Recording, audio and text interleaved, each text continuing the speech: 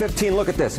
4 out of 5 Democrats were extremely or very proud to be an American. That number has plummeted to just 36% now in 2025. A low this century has fallen by more than half since 2015 as Donald Trump has become, of course, president once again this year. Now, what is driving that decline? Well, a lot of it has to do with age. What are we talking about? Well, Generation Z Democrats, proud to be an American or not. Of course, Generation Z, born since 1997. Look at this. Only 24% of Generation Z Democrats are extremely or very proud to be an American. That is actually lower, Erica. That is lower than the percentage who say they have little or no pride to be an American at 32%. I just never thought I'd see these numbers based upon where we were a decade ago, but that's exactly where we are. Now, if Democrats have extremely less pride to be an American than they used to, what about Republicans? Well, this is where the trend line gets interesting,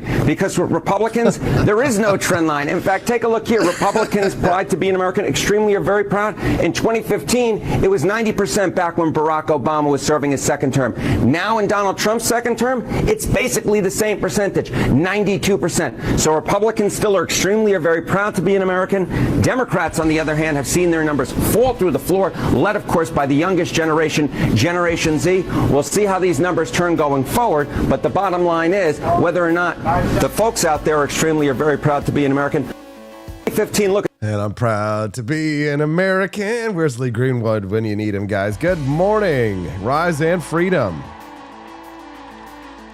I'm Austin Peterson. You're watching and listening to the Wake Up America show on the 4 Liberty Network. We're glad and thankful to have you here. Good morning. We're listening to Wake Up America, where liberty still lives. And boy, are we going to need it. Today, we're going to dive headfirst into the political circus that is July of 2025. We've got Elon Musk. Hold on, my buddy wants me. He's a kind of an old guy, and he needs me to send him the link to the show because he's just, well, you know how the boomers can be. You know, you just got to help them sometimes. No offense to any of the boomers who are here. You figured out technology. You're here. I'm not talking about anybody who's listening to the show right now. Click on that. Hal Dooley. Hal Dooley, ladies and gentlemen. There you go. All righty. We've got Elon Musk decided that running 5 companies, managing space flights, and tanking his own stock wasn't enough. So now he wants to tank a political party, too. I kid.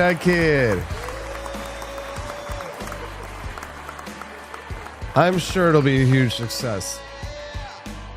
That's the best thing about a video stream, live video versus radio, is that, like, I can do like subtle humor where, you know, if you've got your eyes on the screen, you know, humor like this,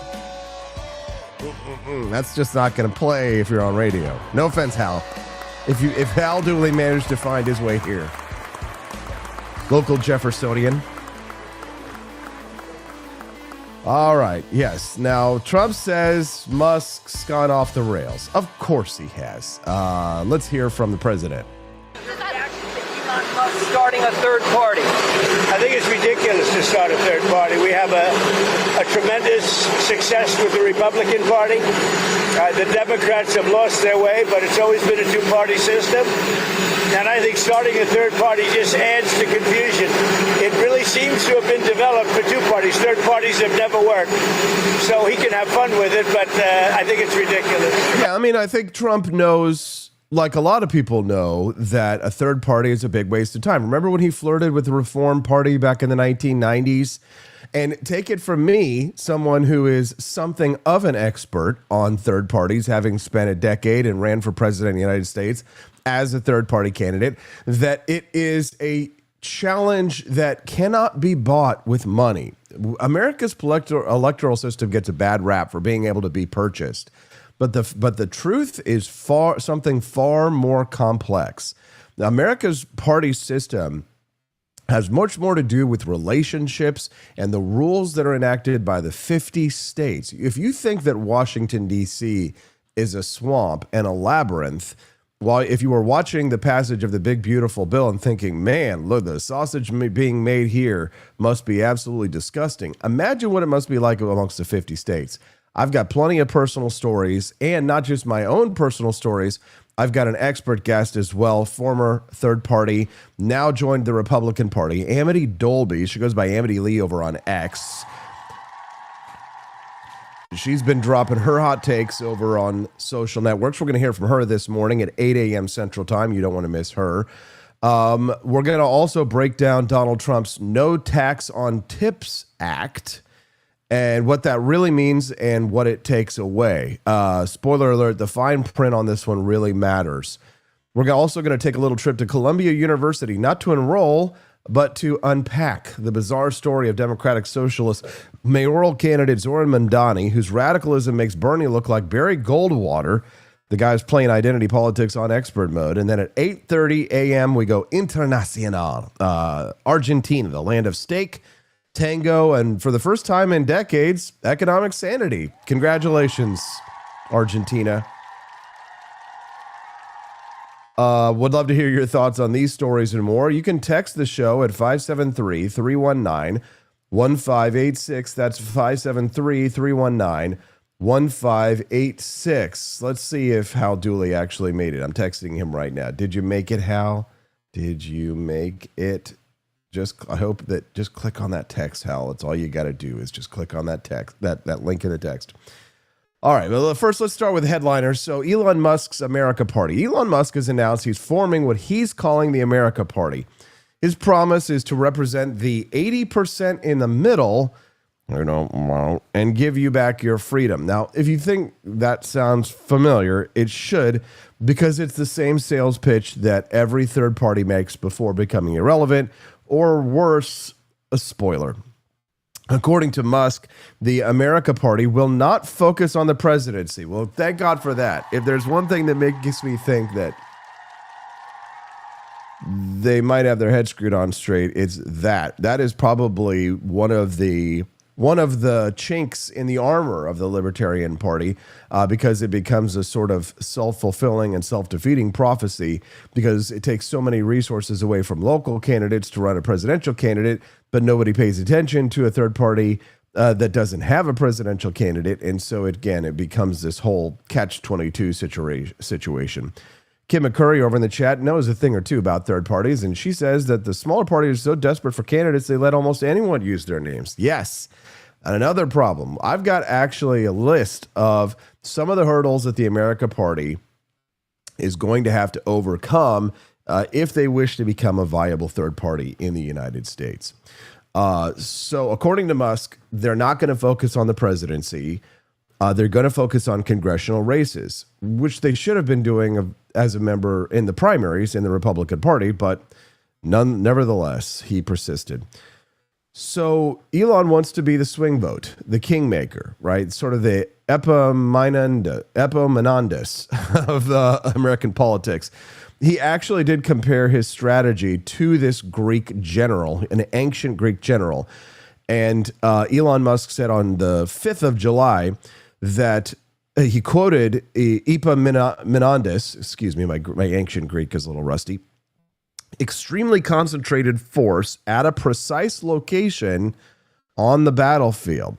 So in other words, he wants to be the person who decides the outcome of a race. And if they can turn their candidates into swing candidates, that could be a real threat to a Republican or a Democrat in the race, depending on who he likes more. Now, when I say he likes more, it's not just going to be as if Elon Musk, there's no levers that you can pull in politics to make the outcomes happen that you absolutely want. It's not just about money. It's not just about saying, I'm going to spend such and such amount of money.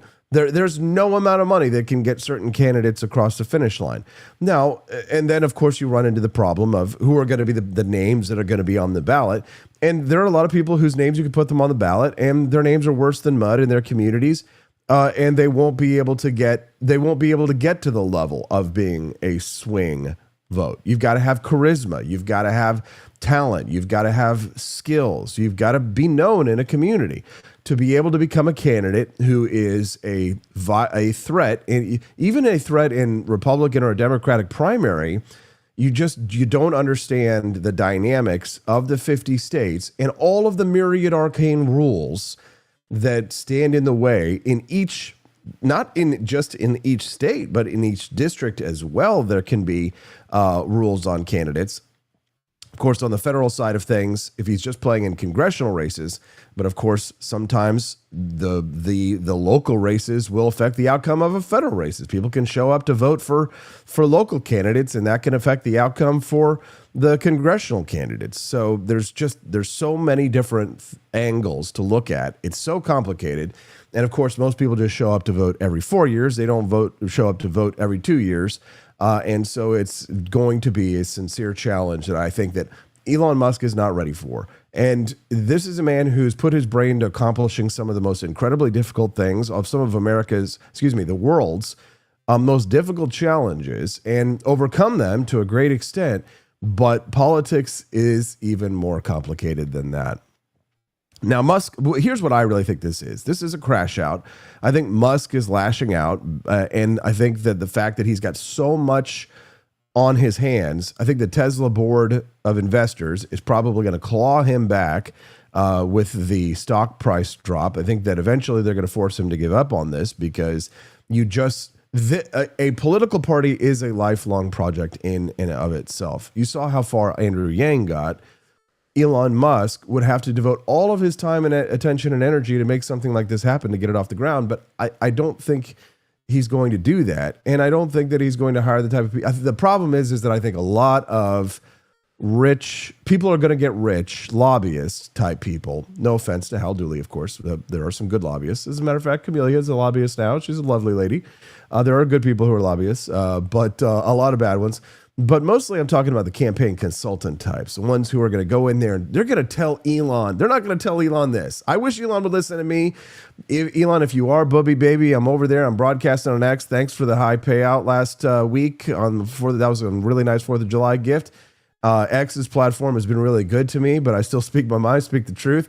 Even if I lose a little bit of money on X over this, I'm just going to say it. You're going to get a lot of very shystery people who are going to tell you exactly what you want to hear about this America party.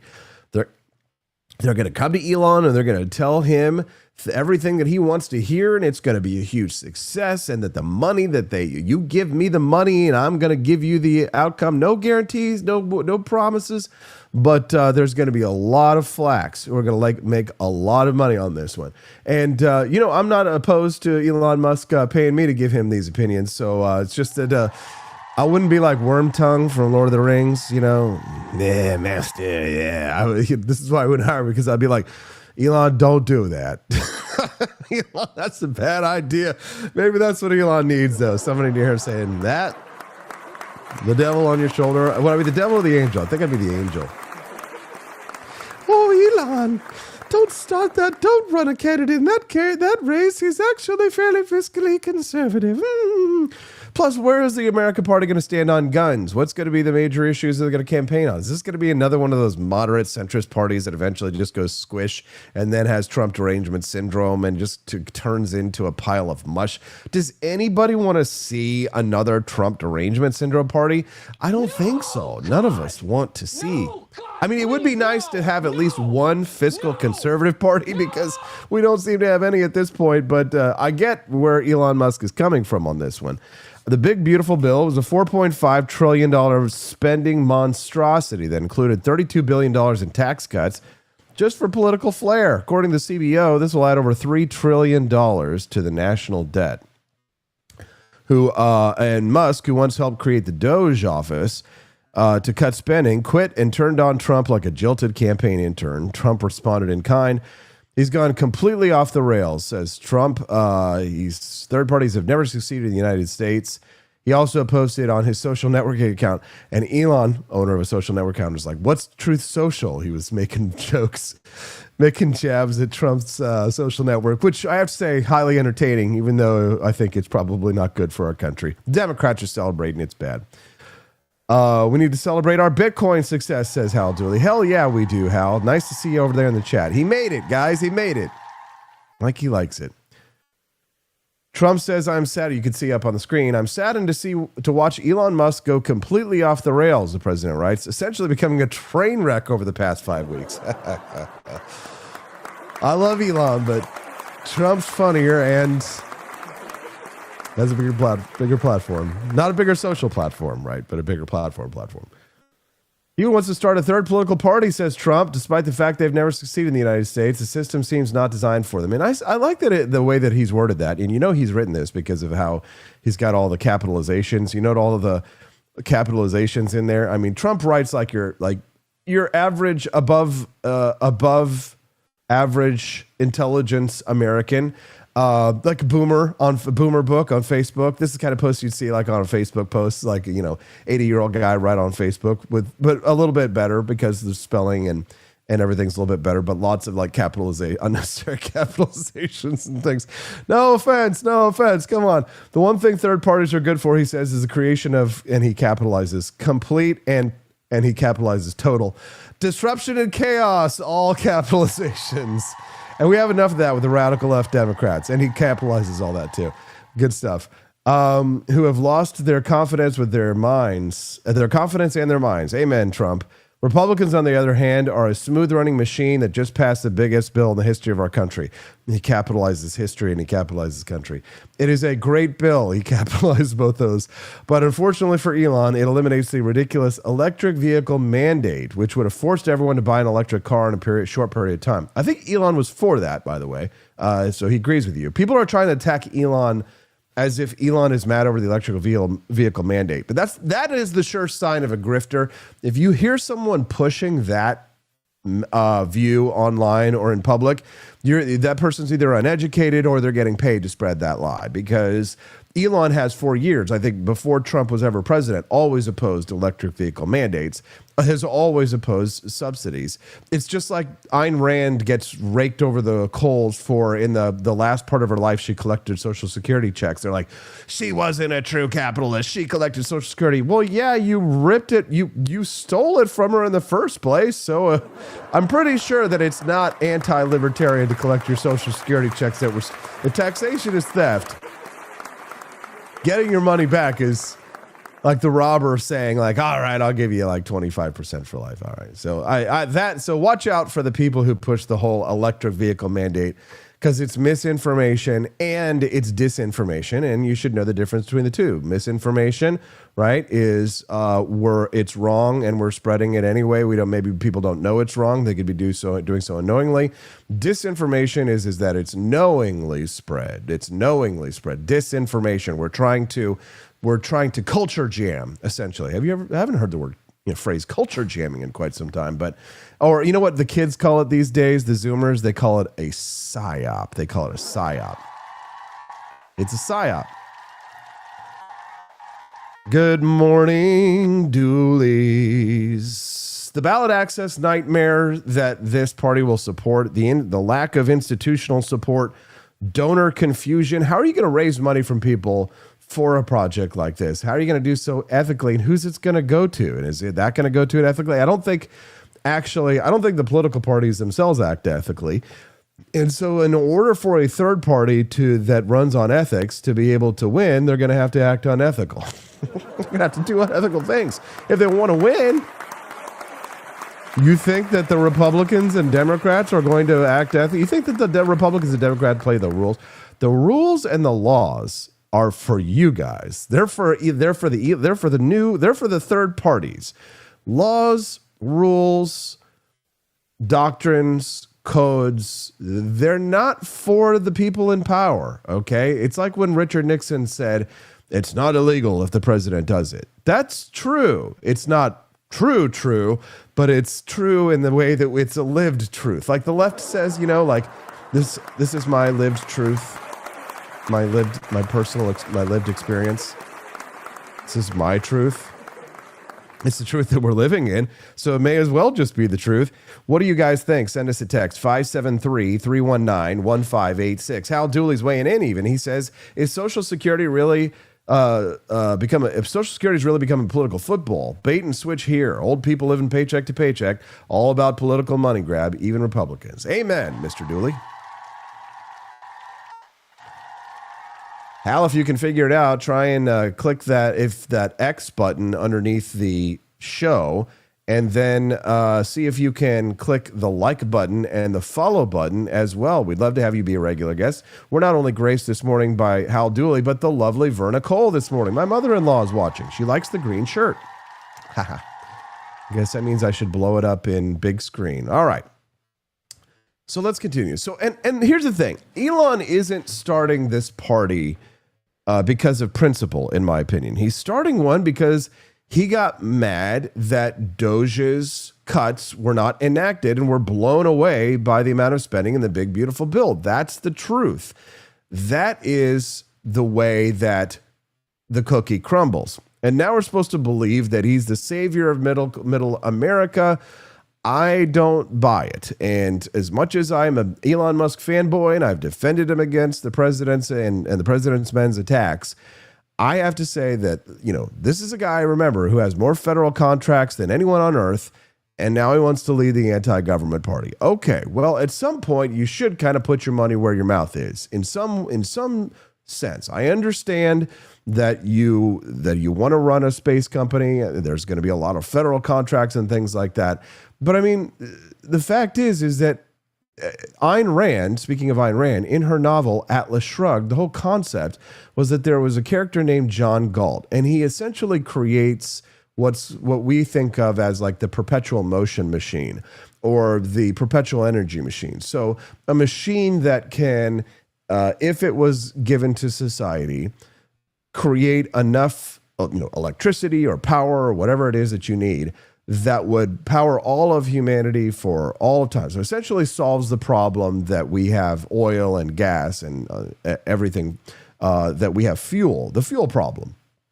And John Galt, in Ayn Rand's novel, instead of taking this technology and giving it to humanity, like, say, Jonas Salk for the polio vaccine, he sees the sinfulness of man and the looters and the parasites, as Ayn Rand describes them.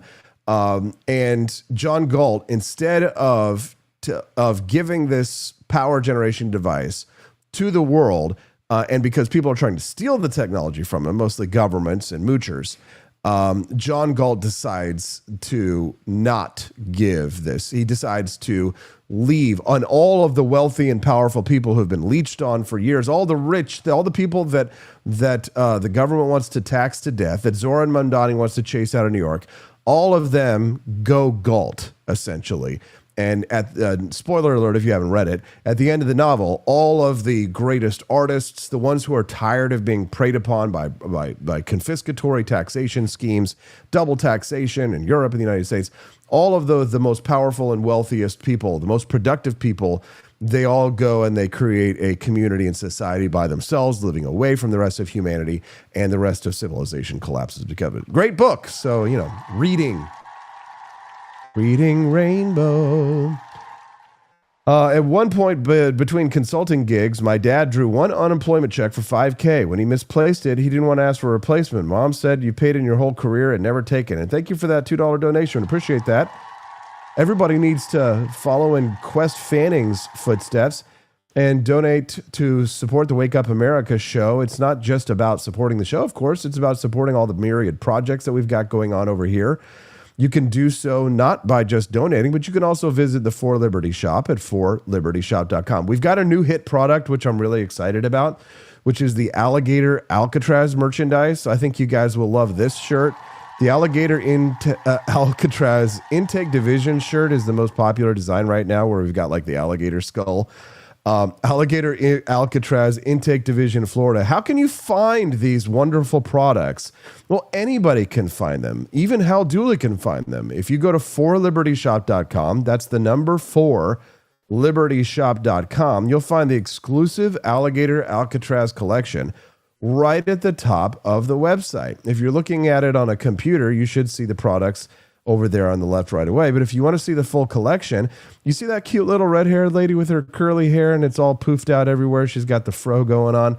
If you just click on that photograph of that lovely red-headed girl, you'll see it pop up, our full Alligator Alcatraz collection. Now, when we were on the boat for the 4th of July, my buddy's dad had the Gulf of America merchandise on there, and it looked fantastic.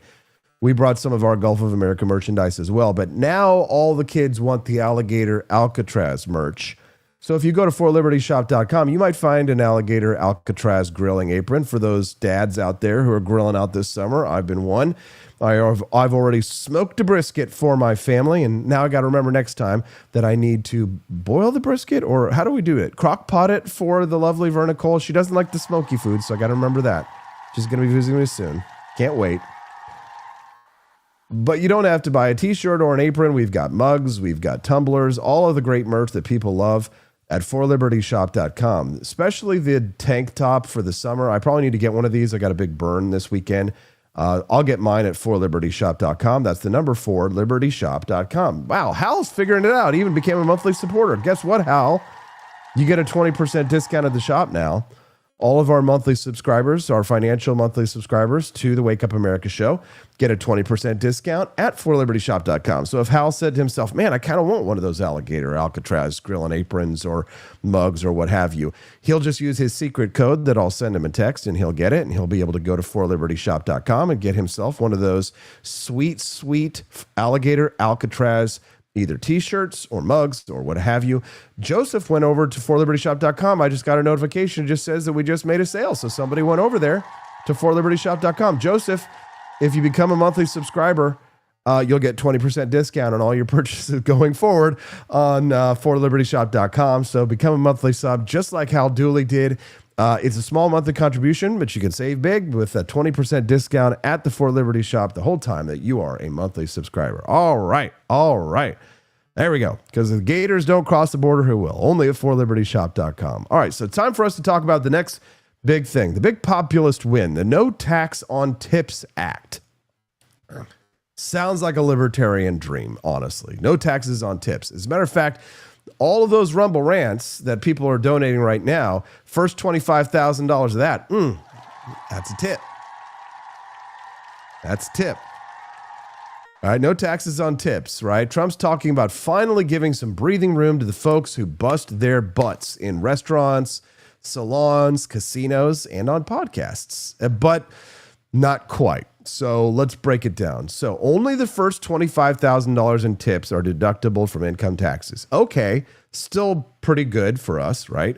You still pay 7.65 payroll taxes for Social Security and Medicare on your tips there. Okay, so if you make under the standard deduction threshold, you don't benefit. Yikes. And if you're undocumented or married to someone who is, you're excluded.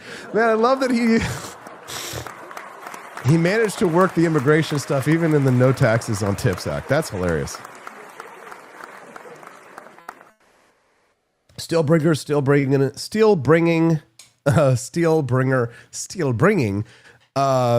MVP behavior by gifting those subscriptions over there. Womp womp. On the No Tax on Tip Act, the IRS has to publish a list of approved job types. So online creators like me, or if you're in a fringe job, I might not make it. I'm not going to make it, guys. So keep those Rumble rants rolling in because I might still be taxed on them anyway. But if you're a bartender in Las Vegas, like Yolanda Garcia, maybe this saves you a few grand. It would buy me. How do we do this? Do you guys remember this housekeeper from Family Guy that's like, no, it would buy me more groceries, even gallon of gas. That was a line of Yolanda Garcia, barista from Las Vegas. This was interviewed for this story. But for most tip workers, especially students, part-timers, and anyone earning less than the taxable threshold, this is more marketing than substance. It's better than nothing. It's popular, and Trump knows it, so that's why they did it, right? But let's be clear. This was just a PR win, tacked on to $4.5 trillion in debt. So make sure that you guys read the fine print before you jump on board the whole, oh my gosh, I'm a bartender. Let's call my daughter and let her know that we're going to, she's going to save a lot of money because again, if she's below the taxable threshold, then it's highly unlikely that she's actually going to benefit from this program. Commanders change the name back to Redskins. You want me to make a controversial statement? Yes. I would. He's talking about changing the name of the Commanders, the Washington Commanders, back to the Redskins. You want me to make a controversial statement? Yes, Mr. President. Here you I go. wouldn't have changed the name, but that's there. It just doesn't have the same. It doesn't have the same ring to me. But winning can make everything sound good. Yeah. So if they win, all of a sudden the Commander sounds good. But I wouldn't have changed the name. There we go. That's a great. I agree. I created a whole line of products, speaking of, for Liberty Shop, that's team name logos, but offensive team name logos. But for us, it's the Caucasians. So if you go to forlibertyshop.com, you'll find a T-shirt that has the team Caucasians on it, and we've got baseball jerseys. We've got the whole thing. Caucasians at forlibertyshop.com. So make sure you check that out.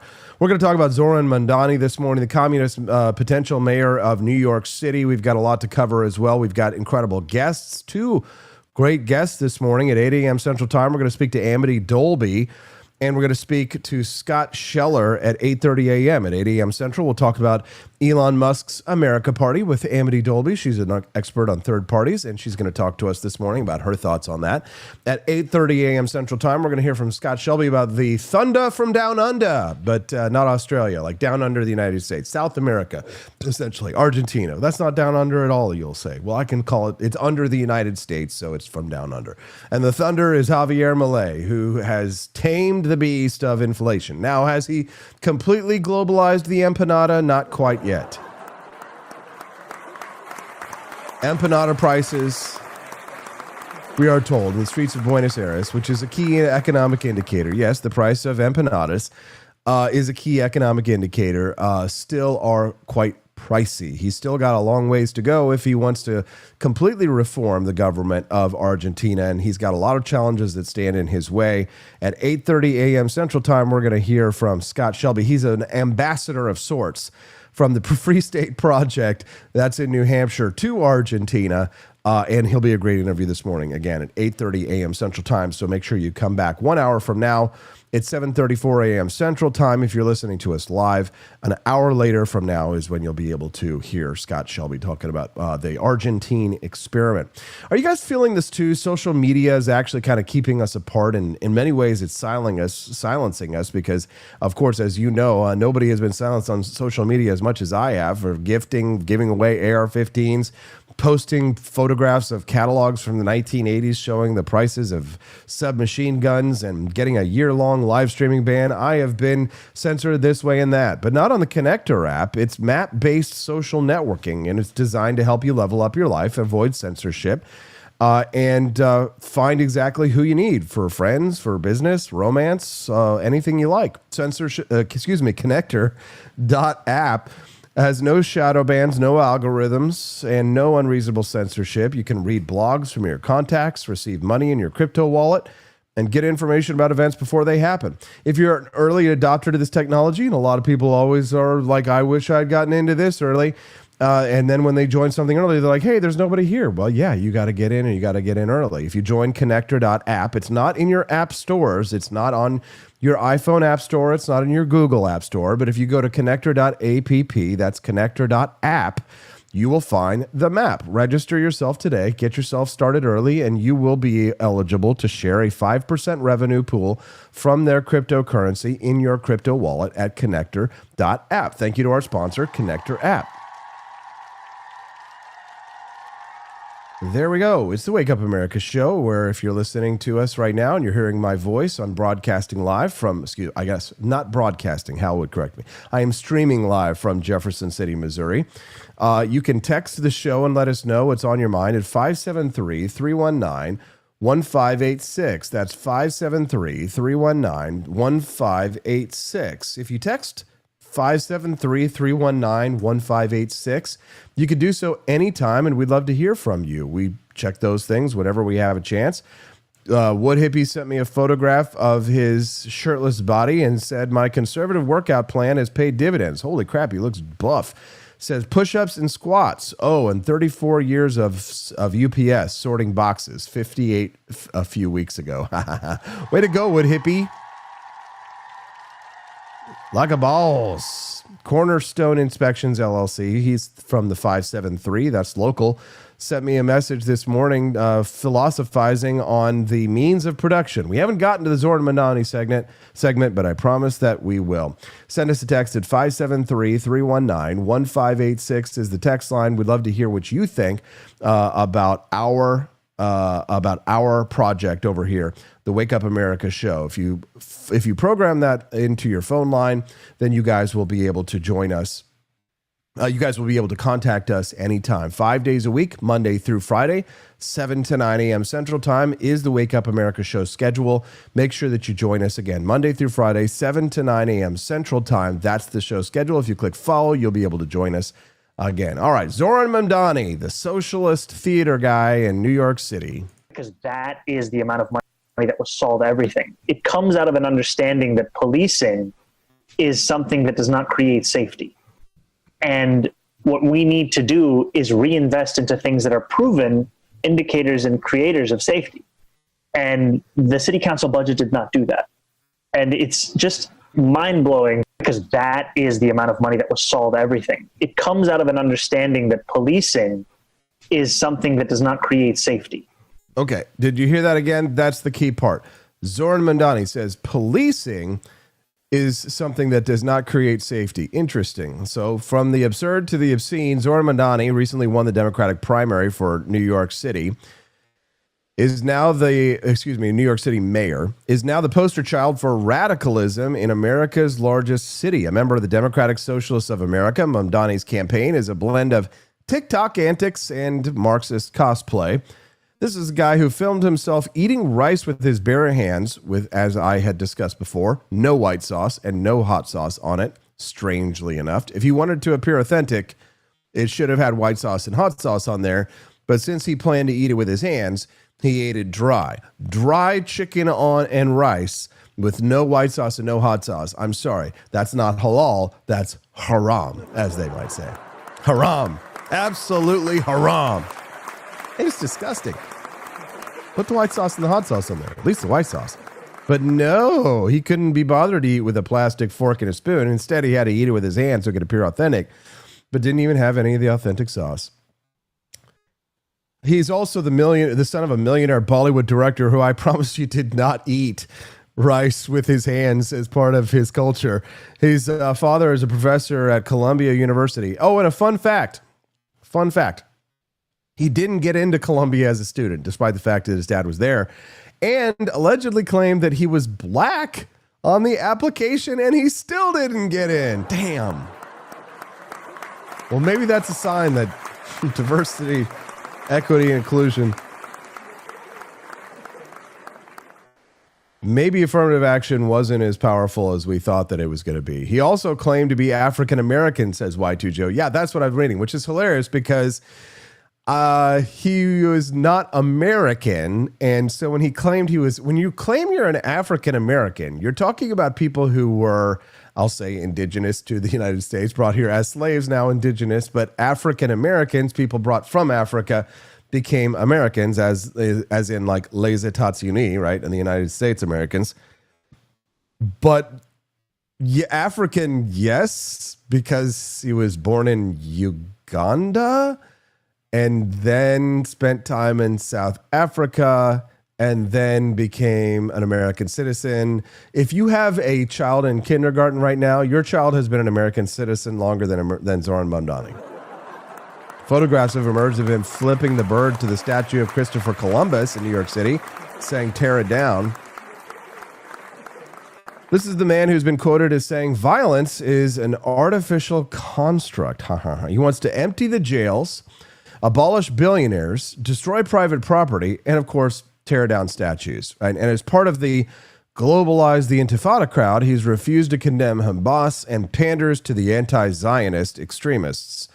So yeah, New York could soon be run by a guy who eats burritos with his fingers because nothing says working class hero like $91,000 a year bow to win college. And yet, he won only 12.9% of registered Democrats. That's correct. Only 12% of registered Democrats, almost 13. That is the tyranny of low turnout, folks. If this is the what was the ancient saying from the wise sage who said that the price of not being involved in politics is being ruled by your inferiors? If you're not showing up to vote in primaries, if you lived in New York City, you should try and turn out and vote in those Democratic primaries to try and turn the Democrats around. If you live in a red state, you ought to be converting. You ought to be playing in Republican primaries, because that's where the action is, and that's where the actual policy changes are going to happen. And in this, I think, shows the folly, ultimately, in my mind, of Elon Musk's strategy to run a new party, a new America party. I think is a folly, because parties are not about principle. As a man who spent a good portion of his career, cut my teeth in politics, working for a party that claims to be, as their tagline, their official tagline, the slogan of the Libertarian Party is the party of principle. And it's a mistake. It's a huge mistake, because first of all, with the Libertarian Party, nobody could agree with the principles are. But that's what I learned is when you join the Republican Party, nobody knows the principles are. The principles are whatever the candidates make them. That's the facts. That's the truth. The unvarnished, clear truth is that parties are only made up of the people that show up to the meetings and decide what gets written on the paper. That's the truth. Now, there are a lot of negative consequences to that, but the positive consequences is that if you or if anyone, but certainly only the people who hear my voice, who listen to this show, are going to hear this message, right? And this is not necessarily meant for just the people who listen to I wish I could get this message out to as many people as possible. But the fact is that you can make a difference if you just show up. I'll tell you that the biggest impact that I have had in many ways is showing up to local elections, showing up to my regional conferences. When I got elected as a delegate here in Cole County, amongst my own neighbors, a small group of about a dozen or so of us, and then we went over to the regional Missouri Republican Party meetings, and then from there went on to the state caucus. That's some of the biggest impact on actual policy outcomes that will change or impact how I live, how my daughter lives, how our family will be raised, and future generations that live in Missouri will be raised. And you can make an impact. The thing is that most people feel like their vote doesn't matter. Well, in a lot of cases, that might be true. If you only show up to vote for president of the United States once every 4 years, then the fact is that your vote probably doesn't matter. But if you show up, not just to vote in person every 2 years, but if you actually show up to conventions, if you actually show up to caucuses, your voice will be heard. Your voice can be heard. Your voice can make a difference. But it has to be in the caucuses, in the primaries, in the parties that actually have legitimate chances of winning if you want to have the best potential outcome for your voice. It's just that simple. You have to show up. Elections go to those who show up. The pieces of paper that the party produces every year that have the platforms on them, those pieces of paper are about as useful in many ways as the U.S. Constitution. In other words, not that useful because it is just a piece of paper, and the policies are always managed by the people who interpret the pieces of paper. So if you are able to show up and get elected to head your local caucus, you may have here's the thing, you may be able to deliver an entire region of a state to a preferred candidate simply by showing up to several meetings, running for office amongst maybe even sometimes unopposed for many of these jobs. But because they're boring, because there's not a lot of glory in them, because there's not a lot, because there's some local machination. You don't want to anger, you don't want to poop where you live. You run a business, and you don't want to run against the local boss because he's gonna, be angry at you, and he's just gonna stop sending people to your laser printing company or whatever it is, right? So there's a lot of reasons why people don't get involved in the local stuff as well. But. That's where the real power lies. It's when they say all politics is local, that's what they're talking about. And when a lot of people show up to their local events and their local political meetings, they're saying to themselves, oh, this doesn't seem like that big of a deal. Oh, they're not making me feel important enough. A lot of people think they're way too important for that kind of stuff. And, well, maybe they're right. I don't know. I don't know everything. But I know a lot about this. I'm so glad that I get to read Camelia's post over there and that she didn't drown on the boat this last weekend. She said, at the least, know what the ballot initiatives are about before you vote on them. If you don't, you just don't vote on them. This is how Missouri got abortion and $15 minimum wage passed. Yes, thank you. Amy J.E. says that one of my biggest beefs with the libertarians is their claim that they can corner the market of principle. They can only claim that because they have never elected and they don't have to prove it. Oh! Ow!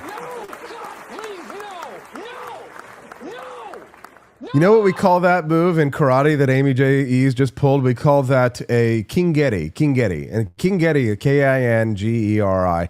Kingeri is a nut kick. And kick you right in the nuts. Kick. When you pretend this is my foot. Hold on, let's see. Kingeri is this. Right? This is like your foot. It goes out like this. Right? That's what Amy J.E.'s did. Thank you very much, Mr. Karate Sensei. You're the best around. Nothing's gonna ever keep you down. You're the best around. All right, now it's time to bow to your sensei. Bow to your sensei. We're going to talk to Amity Dolby here in about 12 minutes. But before we do, I want to ask you to visit the Grift Shop at forlibertyshop.com. That's the number, forlibertyshop.com. It's magical.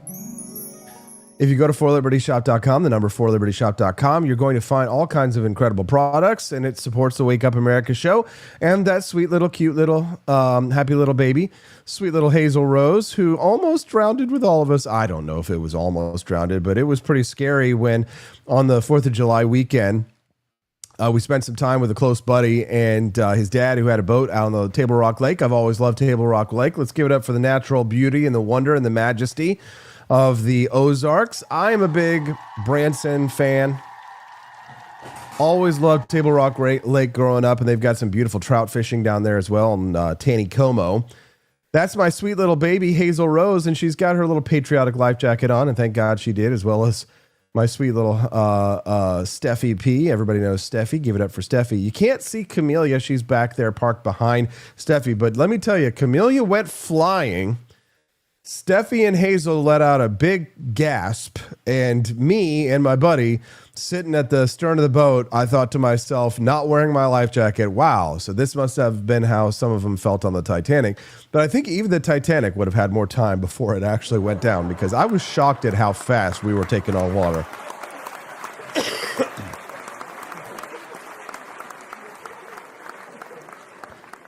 When you're on a pontoon boat, sometimes those waves, when the boats go by, they create a huge wake. If you don't just hit those waves just right on the side rather than directly, then you are going to have a bad time. And well, there were a couple of times when we were kind of like, oh, that was kind of scary, and the water would slosh over the front of the boat. But this time, the water was rushing in, and I was just thinking, all I could picture was that scene in Jaws at the very end, you know, where Quint's on the boat. Thankfully, there were no great white sharks in Table Rock Lake, so we wouldn't have to worry about getting eaten. But to the bottom of the drink, yo ho, me hearties. Is AP singing our rants? I am singing rants, JJ. I know that you said, is there any way in America to invest in Argentinian stock and market bonds? Yes, you can. I could not tell you how right now. Somebody told me once before, but I've already forgotten. Womp womp, sorry. But maybe Scott Scheller will know. He'll talk to us at 8:30 a.m. Central about that. So keep an eye on that one, and we will circle back, as they like to say.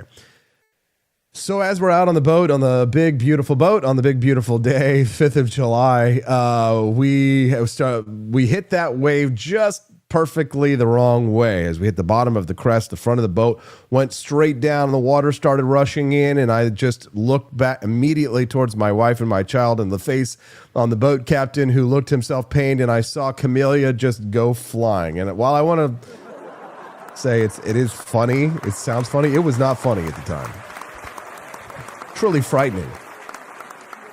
And of course, I didn't really care about myself. All I cared about was Steffi and Hazel. So I'm looking at them, trying to see what the exit plan for them is going to be. But then I realized is that, it's not going to be a whole lot of time. All I got to do is make sure that the baby stays afloat. So for like a half of a millisecond, I considered grabbing the baby out of Stephanie's arms and just throwing getting the baby clear as far as I can from the boat and swimming out to the baby.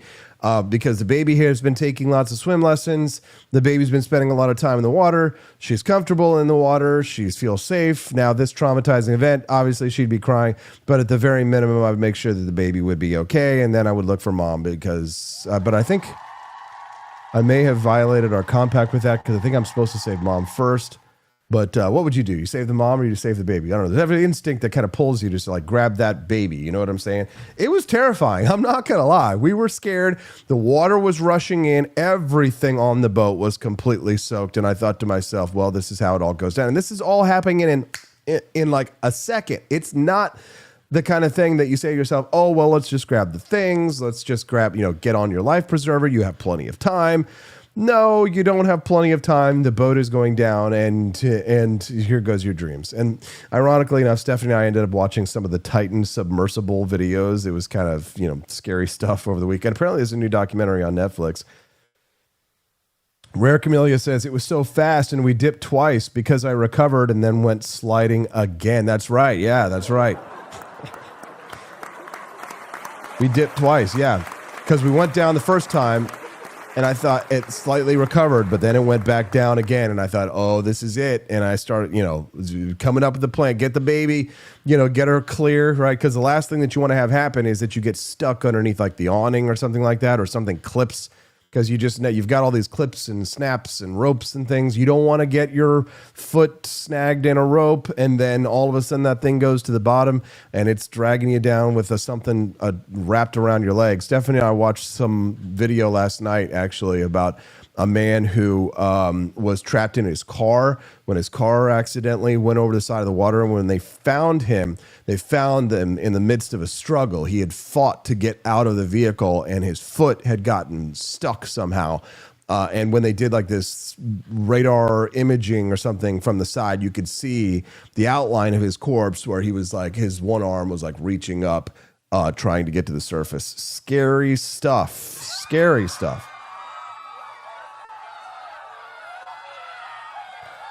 Camellia, she says, I don't know if this is woman mom brain, but the last couple nights my brain won't quit with the scenarios and how to save the baby. No. It's not just woman mom brain. That's dad brain too. I literally wake up in the middle of the night in the last 2 nights and have woken up in the middle of the night like thinking about get the baby. I don't think I was like necessarily dreaming about it, but when I wake up, I'm just like, I started thinking about scenario like how to like save the baby, and then if things like this happen in the future, I'm thinking about how do we save the baby. Maybe that's a metaphor for the United States and Elon Musk. How do we save the baby? That's the perfect segue for us to talk about Elon Musk's America Party. And that's just what Amity Dolby's going to do. But you don't get to go anywhere because during the commercial break, women be shopping, right? If there is a difference between woman and man brain, maybe it's on shopping, but it shouldn't be. Men and women should both go to forlibertyshop.com during the break. We'll be right back with Amity Dolby on the For Liberty Network.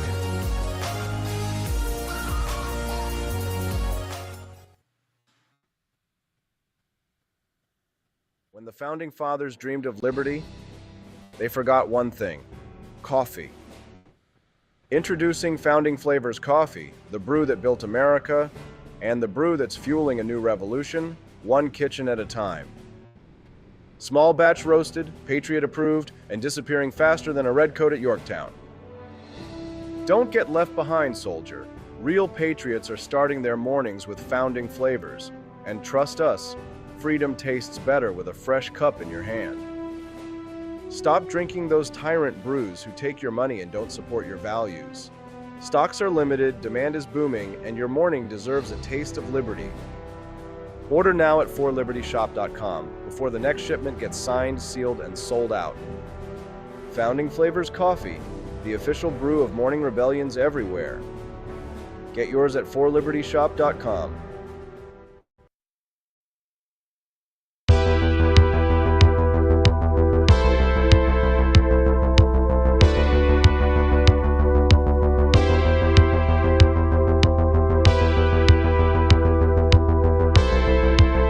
Are you tired of the strange radioactive effects of leftist culture? Do you ever wonder what happened to good old-fashioned American values? Well, fear no more, because there's a new force fighting back against the cultural rot of today. Introducing Culturama, a right-of-center talk show that's taking back the future today. Hosted by none other than blonde bombshell herself, Daniela Pensack. She's not just talking, she's taking culture back. With sharp takes, brilliant guests, and a few surprises along the way. Tune in to the live video podcast twice a week, because the future doesn't have to be weird. It can be Culturama. If there wasn't going to be somebody who was a fiery champion of liberty, somebody who would get out there and who would be aggressive, and if they wouldn't do it with more fire or passion than I had, then I would go and I would fight this battle for us. I've fought for the principles that we all share. Parties tend to be secondary to me. We're here because we believe in the principles of liberty. I am not a perfect messenger, but I think I'm a damn good one. This is a replica of our first president's flintlock pistol. You have my full support, my respect, and my gun.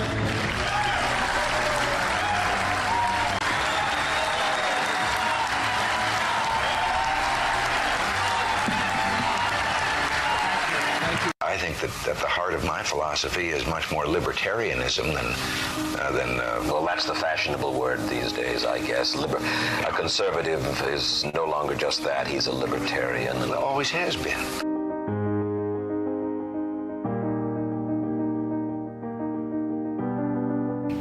Yet any time you and I question the schemes of the do-gooders, we're denounced as being against their humanitarian goals. They say we're always against things, we're never for anything.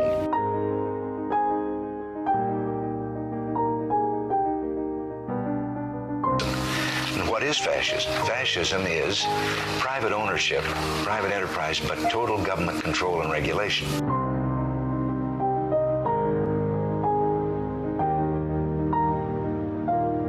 Well, the trouble with our liberal friends is not that they're ignorant. It's just that they know so much that isn't so.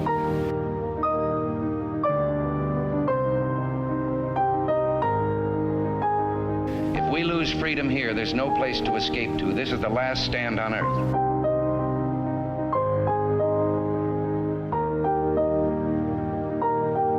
This is the issue of this election. Whether we believe in our capacity for self-government or whether we abandon the American Revolution and confess that a little intellectual elite in a far distant capital can plan our lives for us better than we can plan them ourselves.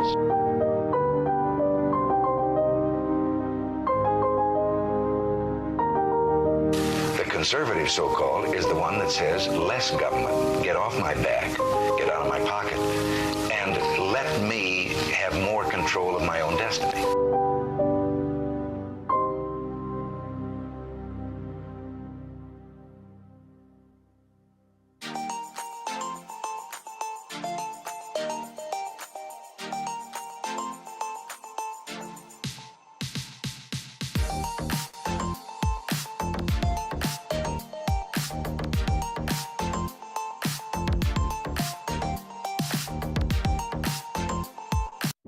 Do you hate the deep state?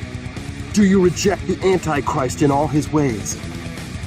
Do you believe that aliens controlled LBJ to assassinate John F. Kennedy?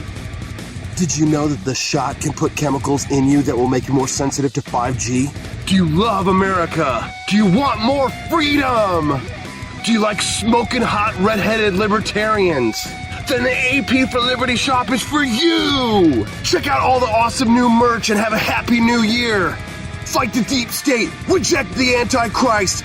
Visit AP for Liberty shop and get your patriotic merchandise now, or the deep state wins.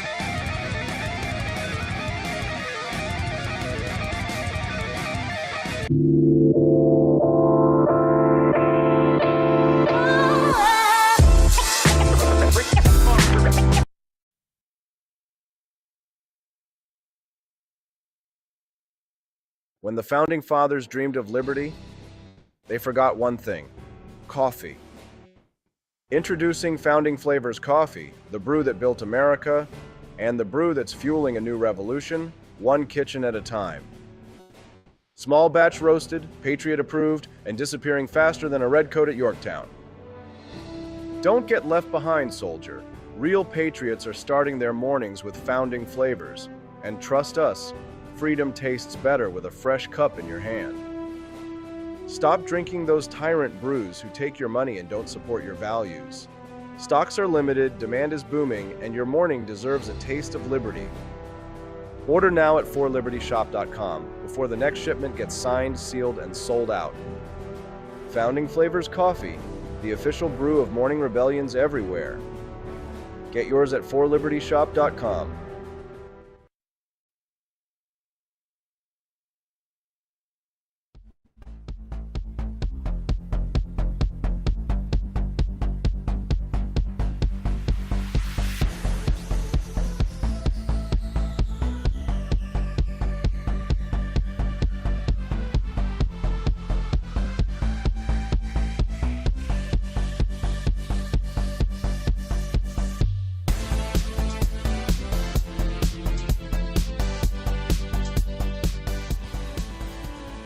Welcome back to the Wake Up America show. I'm your host, Austin Peterson. Glad and thankful to have you here. We appreciate all of your support. Don't forget to click the like button.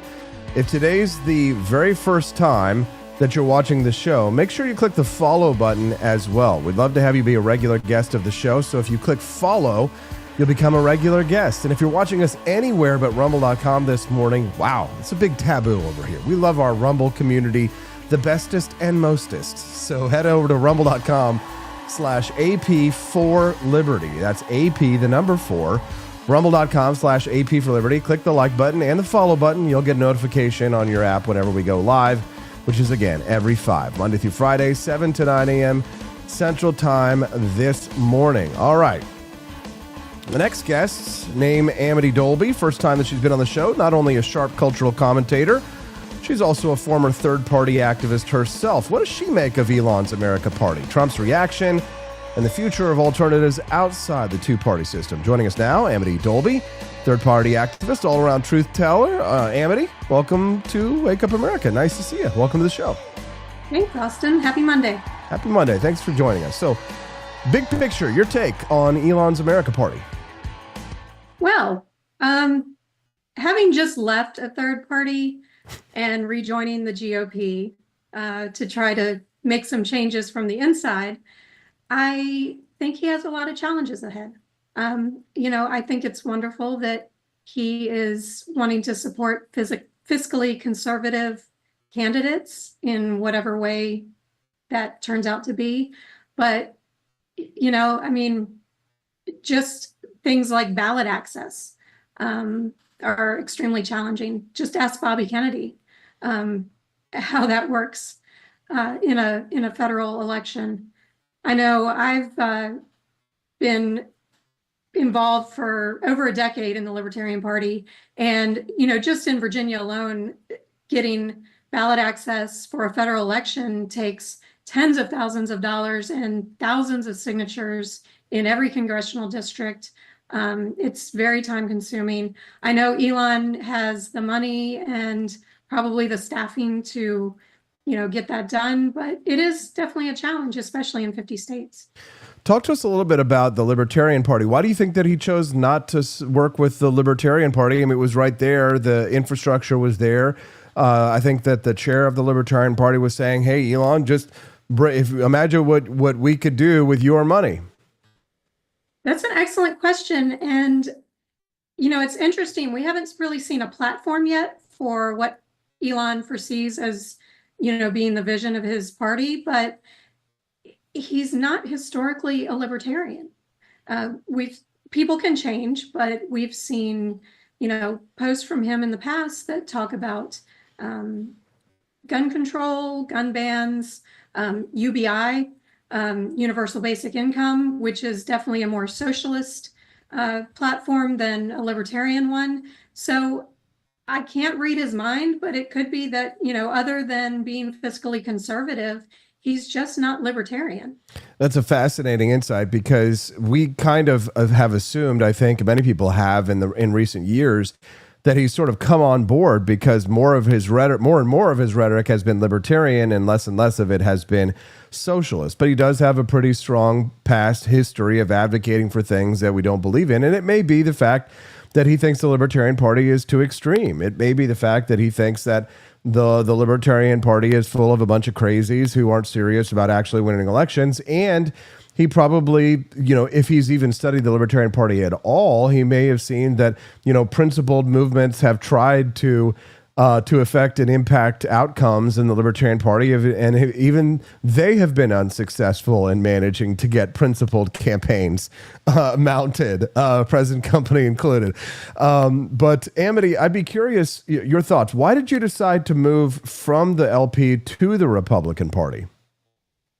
Yeah, so after, like I said, over a decade of activism and, challenging aspects like ballot access, and then being at the convention last year and seeing how, I used to be a proponent of ranked choice voting, but then seeing ranked choice voting in action at the convention, resulting in a candidate that most of the party did not support, I just felt like it's a lost cause. I love the philosophy of the Libertarian Party. I love the camaraderie of people who have our vision. But as far as federal elections, it's just not plausible. We've been going at it for 50 years and we can't get people elected in federal office. So after seeing what Angela McArdle did with her coalitions with the Trump campaign and affecting change within the system, I came to the realization that, if the Republican Party is good enough for people like Thomas Massie and previously Ron Paul and Rand Paul currently, then it's good enough for me. I'm going to do what I can to try to affect change in the system that we have. We don't live in a utopia. We have to work within the system we have. Now, I have decided to join the Republican Liberty Caucus, which is a caucus of individuals who are small L libertarians, and try to get candidates into office who have our ideals and our philosophy just within that two-party system. I completely agree, Amity, and I'm grateful that you share the same views as I do of this. And I'm also a member of the Republican Liberty Caucus as well. Also, on ranked choice voting, I'm also starting to grow skeptical of it because that's how we got Zohran Mamdani in New York City, his massive political upset, defeating Governor Andrew Cuomo. According to ranked choice tabulation, the Queens Assembly member received 56% of the vote, giving a win over Cuomo and 9 other candidates. Ranked choice voting is an electoral method where voters rank candidates by preference rather than selecting just one. Instead of picking a single candidate, voters list their first, second, and third choices and so on. I love the theory, but the reality seems to be something far different. It's a little bit like some libertarians with some of their theories. When the rubber hits the road, it sometimes doesn't work out in practicality. And I'm glad you're willing to admit that in certain ways. I'm willing to admit it. There are a lot of things that I was wrong about 10 years ago that I think being able to change your mind is a sign of strength, not of weakness. So, Amity, I'm glad to see you nodding along with all of that. But my next question for you here on this America Party topic is, do you think that this is just sour grapes with Elon? It feels like to me, and I mean, there are very few bigger Elon fans than me. I love him, defended him against the president in recent scuffles and dust-ups, but I can't defend him in this because it seems to me as if this is more of a temper tantrum than a real desire to give people and voters more choices. Do you agree? I want to give him the benefit of the doubt. I honestly think Elon is sincere in everything he does. I think he is certainly motivated to see our country succeed. I think he truly believed in Doge. I think he believed that he would go into, his position in the government and help just trample on the swamp. And he found so much waste, fraud, and abuse, and then nothing was done about it. And I could understand where that would, it would cause him to be disillusioned by the swamp and the duopoly and want to start something new. So I think he has the best of intentions. I don't think he's doing it to, stick it to Donald Trump at all. I think he sincerely has, he has visions that he wants to, implement for our country to make everyone better. And that's commendable. I just think that, perhaps if he were to join the Republican Liberty Caucus and help us get more people like Thomas Massie in office in all the, differing states and districts, that might be a better way to handle it. I know Thomas Massie was on Theo Vaughn recently, and he actually talked about why a third party won't work or an independent run. There's two parties that run our Congress, and there's two doors that they go behind closed doors and make their deals.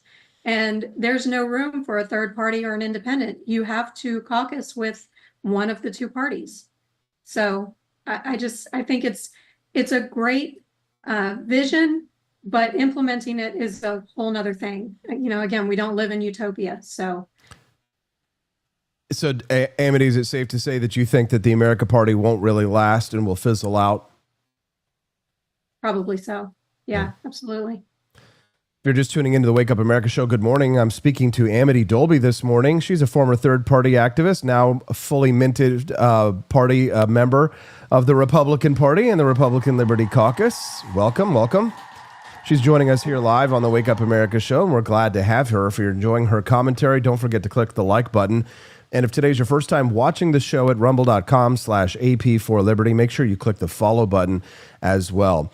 Now, you brought up Thomas Massie a minute ago, and his name is also mud with the MAGA forces for not voting for Trump's big, beautiful bill. So are you afraid, Amity, that you've cast your lot in with another group of people who are all going down with a ship over here, noting how Thomas Massie is getting treated? You can see how we libertarians get treated here. We don't get treated much better in the Libertarian Party, but we get treated sometimes even worse over here. So are you surprised? It seems like Republicans campaign like libertarians and then legislate like Democrats. So, which is really odd to me. Once they get elected, they should probably do what they promise they're going to do. And, I saw, President Trump and a lot of people in Congress campaigning on cutting spending. And, that's exactly what Thomas Massie and people like Rand Paul vote for. And that's why he voted no on the big, beautiful bill. There's not enough spending cuts. So I think if people would just realize that, he legislates like he campaigns, then it would be a whole nother story. Elon recently shared a meme that Being Libertarian put out that says, the people saying Elon should just work on making the Republican Party better are the same ones who have been calling to primary the few Republicans who want smaller government.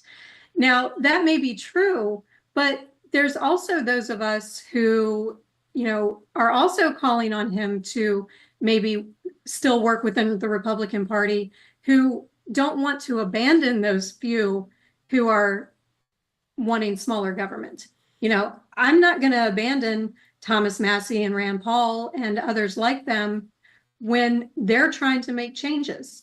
So, that's why I feel like working within the party would be a lot smarter for him than working on this third party gig. Yeah, no, it makes perfect sense. I wish that more people had your vision, that shared our principles, that had your vision, Amity, because I'm afraid that we are very short of practical libertarians in the United States. Down south in South America, Javier Milei's Libertad Avanza party, Liberty Advances, is truly advancing liberty. We're going to speak to Scott Scheller from the Free State Project here in about 15 to 20 minutes about Javier Milei's economic miracle of Argentina and how he plans to globalize the empanada. More on that coming later. But it's nice to see that we have in South America some applications of our principles to reality. And I think Javier Milei probably shows more than anybody how the rubber will hit the road when it comes to how to apply the principles of economic freedom and personal liberty to an actual nation state. It's good to see. But in regards to how we'll actually bring liberty back here at home, if the America Party doesn't do it, and if the Republican Liberty Caucus is still in its burgeoning phase, if the Libertarian Party isn't going to do it, where do we look in the short term for hope, Amity, while we work on our long-term projects to advance a better, freer America in the future? Where are you looking at in the short term for any kind of short-term victories or short-term hopes? I know how I would answer, but I'm curious how you would answer a question like that. Where are you looking at right now for your hope other than perhaps just Thomas Massey? Well, that's a great question. I think short term, we just have to encourage everybody with our philosophy and, just look at the long game. My whole reason for not giving up when it doesn't seem like the Libertarian Party worked for me was, the fact that I have grown children, I have a grandchild, and we have to leave this country better than we found it, or else our children are going to suffer even more. So right now, I'm just working on recruitment. I'm working on talking to people my kids' age, the millennials and the Gen Zs who, are looking for the American dream and not being able to find it because of the economic collapse that we seem to be, heading towards. So I'm just, reaching out to them and trying to teach my daughter's friends and my son's friends about our philosophy of being fiscally conservative and what it means to shrink our government so that our economy can boom. Amity, do you agree with a lot of the MAGA takes that have attacked Elon Musk and the libertarians, saying that there really is no constituency of voters who share our views? They love to post this chart, this graph that shows that that voters tend to be social left, communist authoritarian left, and authoritarian hard right wingers, and almost no one votes socially, open and fiscally conservative, as you and I might be. Do you believe that? Do you think that that's manipulated? Or do you think it's true that most American voters don't want liberty? I don't think so. I think most do, but a lot of people that I've spoken to feel like we're too far gone, that there's too few of us to make a difference. However, if enough of us would actually come together and find candidates and vote the way we say we believe, then we might make a difference. I feel like, and I would push back a little. I'm not as socially open as many libertarians, although I do feel like people have the right to be socially, open in their views. Live and let live. Well, that's really the crux of it, then, isn't it? I mean, because if you're a right wing authoritarian, a left wing authoritarian, then you're not socially open. Everybody has to, it's either you bake the cake, or you absolutely positively it's illegal. It's either illegal to bake the cake or it's mandatory to bake the cake for most people. You know what I'm saying? Yep. Yeah. Yeah, that's true. And I guess, so, me being personally very conservative, I guess I would be still socially open to, as long as someone's not harming someone else, then, they have the right to do what they have the right to have the gay cake, right? The gay Nazi Sure. cake, but they shouldn't be forced to bake the gay Nazi cake. It's all very convoluted. You have to know the politics going back to 2016 to get all these jokes, and we don't have time to explain them. Amity, so what's next for you? So right now I am the state coordinator for the Republican Liberty Caucus in Virginia. We are holding an organizational meeting next week to form our state chapter. And beyond that, I am going to focus on the primaries to find as many candidates as possible to primary neocons and fiscal spenders and war hawks who are in Congress, and just go from there and just keep cyberbullying politicians on X. Yeah, cyberbullying politicians, one of my favorite pastimes, and there are many politicians to cyberbully, especially the ones who are all talk. I don't know if you saw, but Senator Mike Lee was posting about fiscal conservatism or something over the weekend after he voted for the big, beautiful bill. So maybe, maybe give him a little bit of cyberbullying for me. Amity, where can people follow your work online? On X, they can follow me at Amity Lee 13. There we go, at Amity Lee 13. That's Amity Dolby. Amity, great conversation. Thanks so much for your time. We hope you'll come back. Good luck with the Republican Liberty Caucus of Virginia, and we're very grateful to have your time. Thanks for being so generous with us. Thanks, Austin. Good to be here. Thank you. That's Amity Dolby. You follow her, Amity Lee, at Amity Lee 13 over on X. She's a great follow. Oh, and she's wearing the Thomas Massey Rand Paul 2028 t-shirt over there on. So check out that profile. You can get that Thomas Massey. Is it the Paul Massey shirt? Yeah, excuse me. The Paul Massey shirt available at forlibertyshop.com. That's the Rand Paul Thomas Massey 2028 shirt available exclusively at forlibertyshop.com. If you go to Amity's profile page, you'll see a picture of her sharing them, and boy, did she sell a lot of them when she posted her cute picture of her wearing the Paul Massey 2028 for President t-shirt. If you go to forlibertyshop.com and you type in Paul Massey, you'll see the lovely picture of the redhead, the beach shop girl, at forlibertyshop.com. Get yourself the Paul Massey shirt if you're a fan. As a matter of fact, I think if we go to, you know what? That's the nice thing about the internet, is that you can find pretty much anything. Amity Lee 13, if you go to her page, if you click on media, I'm pretty sure she got a huge, oh, there it is. Check it out. Nice. Paul Massey 2028. I'll just go ahead and retweet that at forlibertyshop.com. That's the number 4, libertyshop.com. Check out the lovely Amity Lee, and we'll be grateful to have your support. We're going to speak about Javier Milei. It's time to globalize the empanada. Let's set it up. We're going to speak to Scott Scheller this morning from the Free State Project in New Hampshire. He's something of an ambassador to Argentina for the Free State Project. Kind of a joke, but kind of not. We're going to talk to him this morning about the economic situation of Javier Milei. 100 economists signed an open letter. Hold on one second. 100 economists signed an open letter that saying that Javier Milei should not be president of Argentina because his economic policy would fail. But turns out that they were wrong. Let's take a little trip south of the equator, right? Not to just so we can escape the circus here, but to visit a country that's doing something America won't. Embracing liberty at full speed. Number 1, take us out. Argentina. And if you have not been watching what President Javier Milei is doing down there, buckle up, because he's been doing something radical. He's cutting the size of government, fighting inflation, and telling the IMF to pound sand. Now, wait a minute. You're saying, Austin, Argentina, isn't that the place that spent decades inflating its currency into oblivion and dancing around socialism like it was a national sport? Yes, that's why this story matters. Because this guy, Milei, an economist turned chainsaw-wielding political icon, has taken power on a libertarian platform and is actually implementing it. And I don't mean libertarian light, like we get from some politicians who say they love freedom and then they vote for trillion-dollar budgets. I mean the real deal, the Milei doctrine. The Milei doctrine, they're calling it.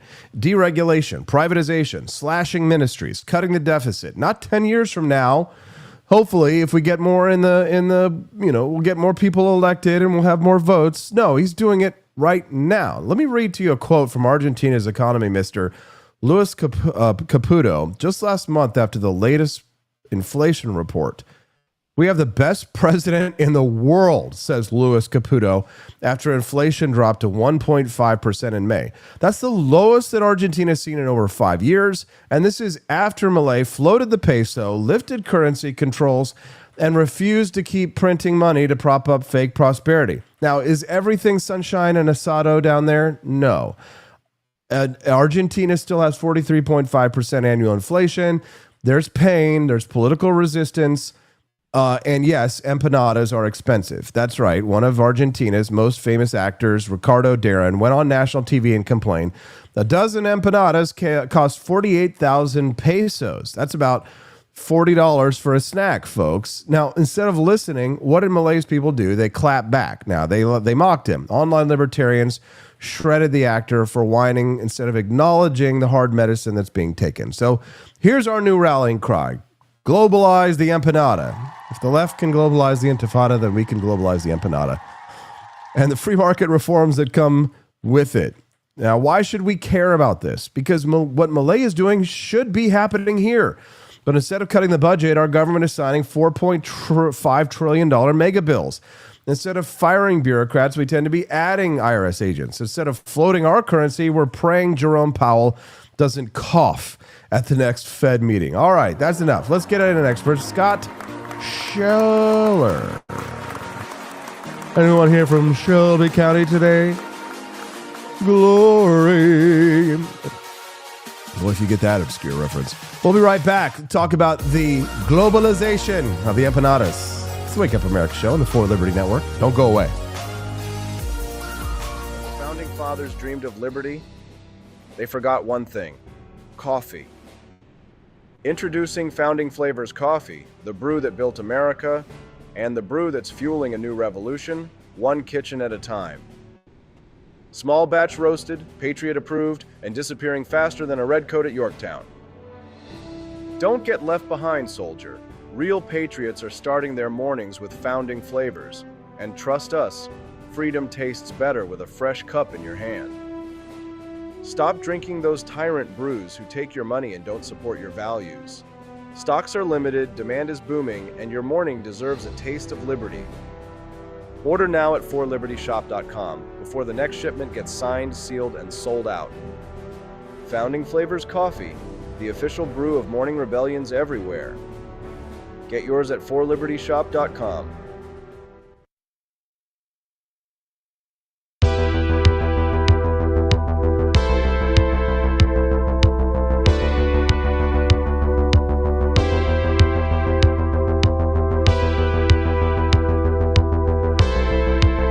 Are you tired of the strange radioactive effects of leftist culture?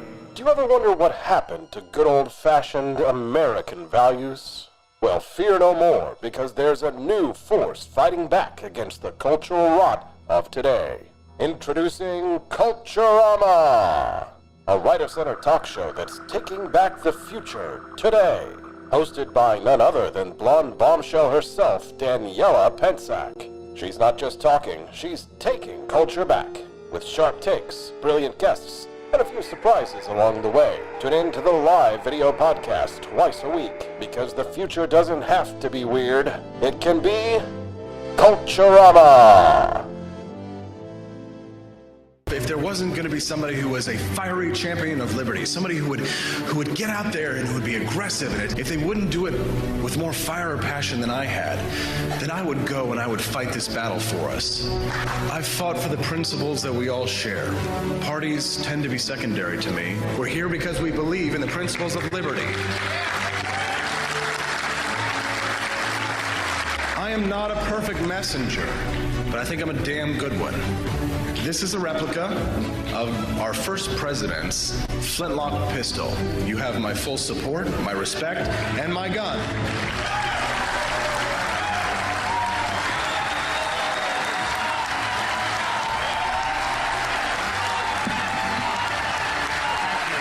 I think that the heart of my philosophy is much more libertarianism than well, that's the fashionable word these days, I guess. A conservative is no longer just that. He's a libertarian and always has been.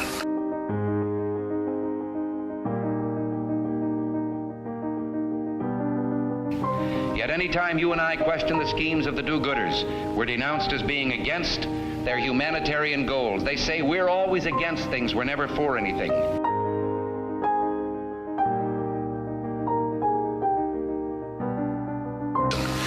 What is fascism? Fascism is private ownership, private enterprise, but total government control and regulation.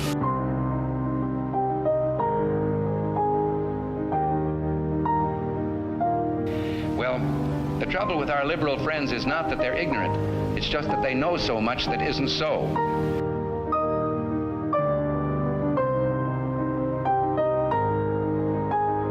If we lose freedom here, there's no place to escape to. This is the last stand on earth.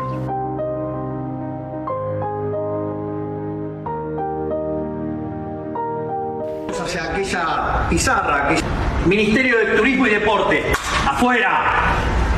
Ministerio de Cultura, afuera. Ministerio de Ambiente y Desarrollo Sostenible, afuera. Ministerio de las Mujeres y Género y Diversidad, afuera. Ministerio de Obras Públicas, afuera. Aunque te resistas. Vamos a seguir por acá. Afuera, afuera. Minister of Science, afuera. Technology and Innovation, afuera. Nothing good came out of the private sector. Yeah, right. Nothing good came out of the public sector. Afuera. That's Javier Milei. That was before he took office, I think.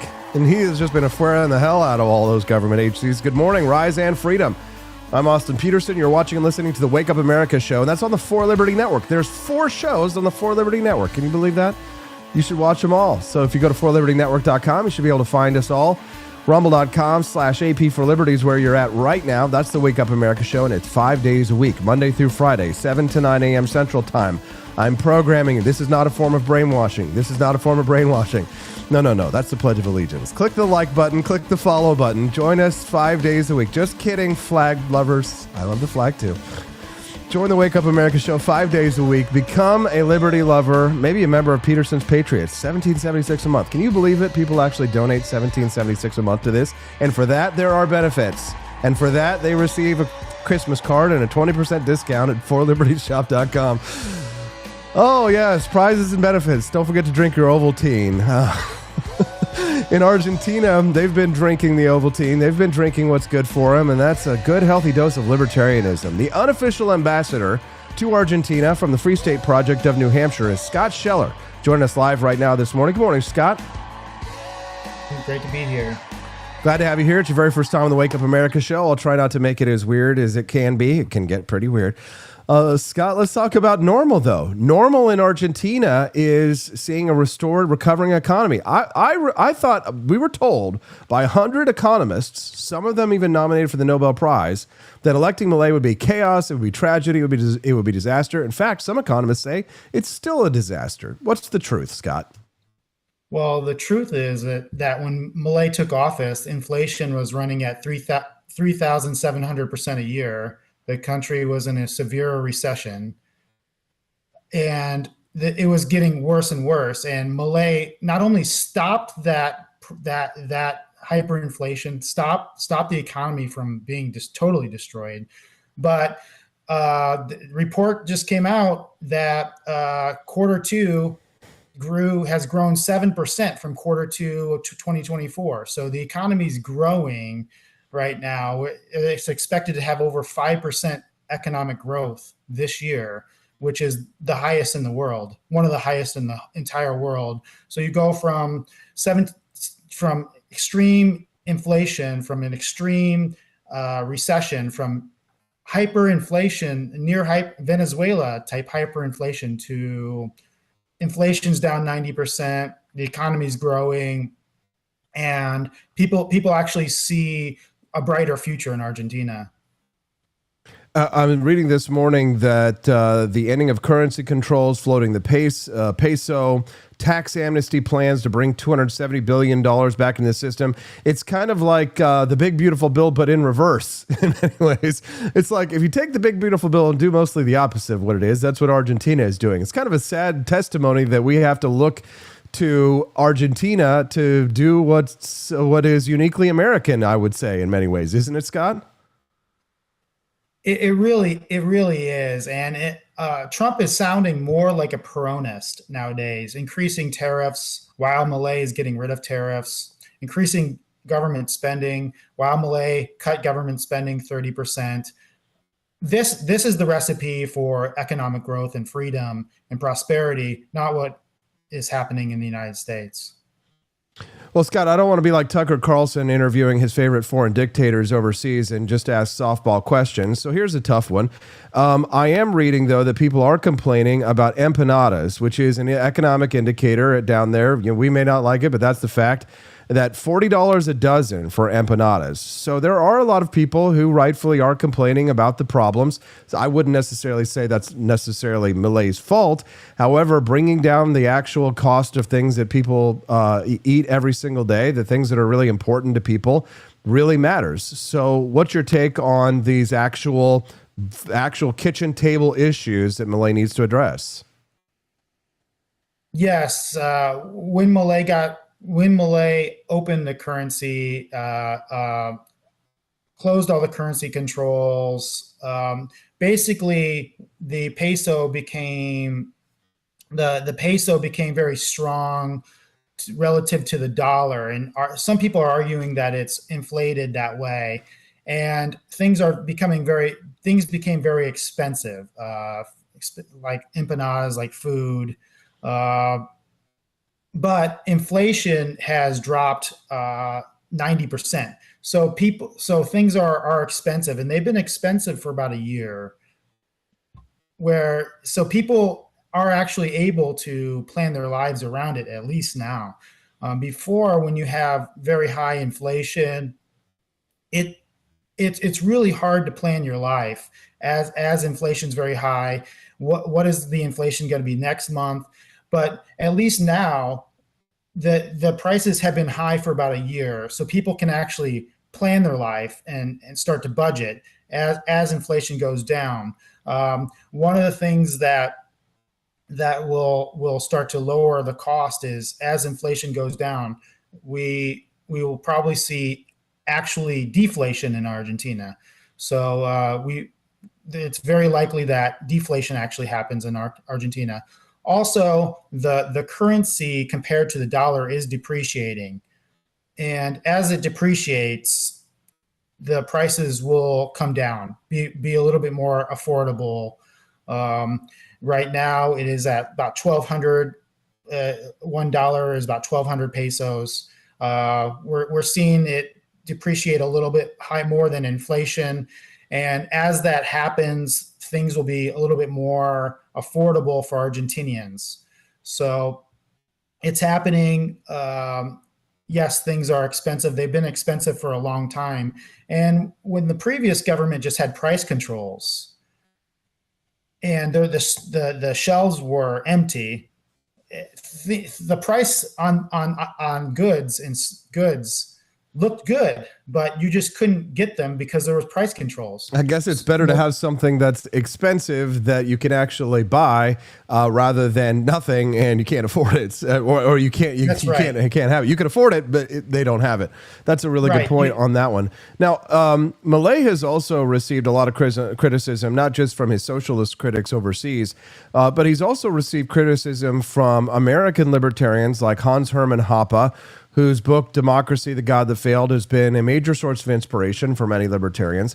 And I wonder what your reaction is to Hans Hermann Hoppe and his criticism of Javier Milei and not abolishing the Central Bank of Argentina.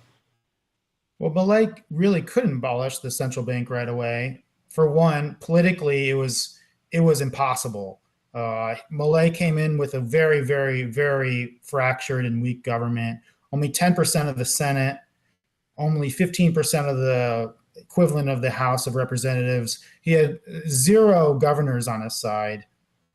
And the process to closing the central bank quickly and dollarizing or getting off the peso would have involved him selling a lot of assets at rock bottom prices. And Milei thought that this was politically infeasible.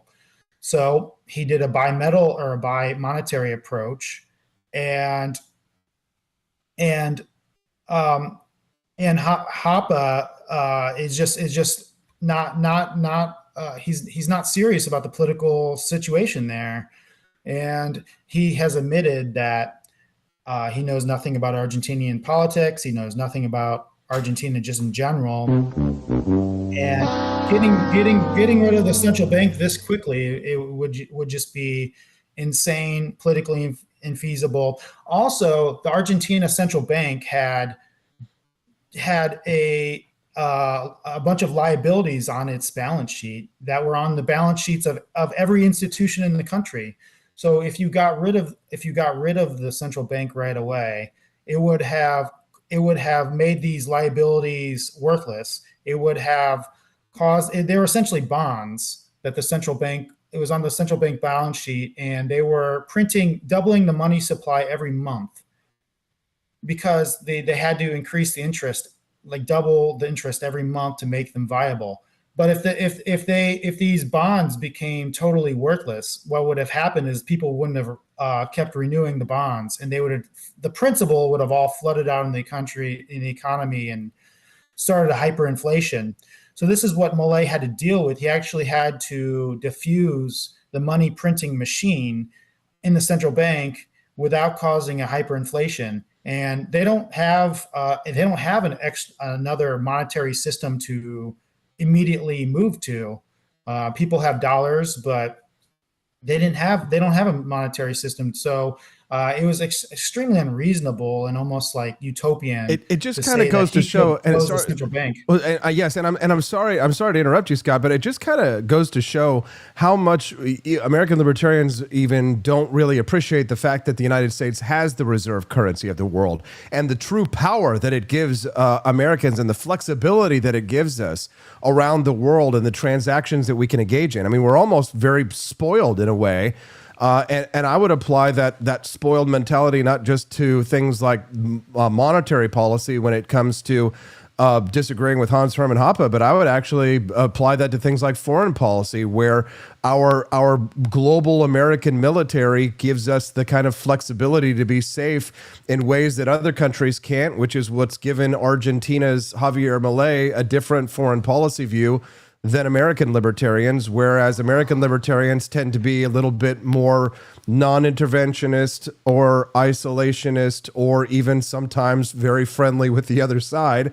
Javier Milei has taken a decidedly pro-United States and pro-Israel view, and it seems to me to be because it's practical, it's pragmatic. You want to be friends with the superpowers, and you want to be on the side of the people that, at least to his mind, are advancing liberalism as you and I understand it, in classical liberalism. And I think American libertarians, if they're naive about the central bank and the question of central banking because they don't know anything about Argentina, they might be also naive when it comes to foreign policy and might want to look into the question of, that they won't attack us if we're not over there. Well, Argentina has never been an invading type country, and yet they have been bombed by Iran twice in their country. Another important lesson for libertarians when our philosophy really when the rubber really hits the road, that some of us are what they call cafe libertarios, and what Rothbard actually called Luftmenschen in some of his essays, the airmen, to use a German phrase. But when the actual rubber hits the road, you can see I call him an anarcho-capitalist in the streets and a minarchist in the sheets.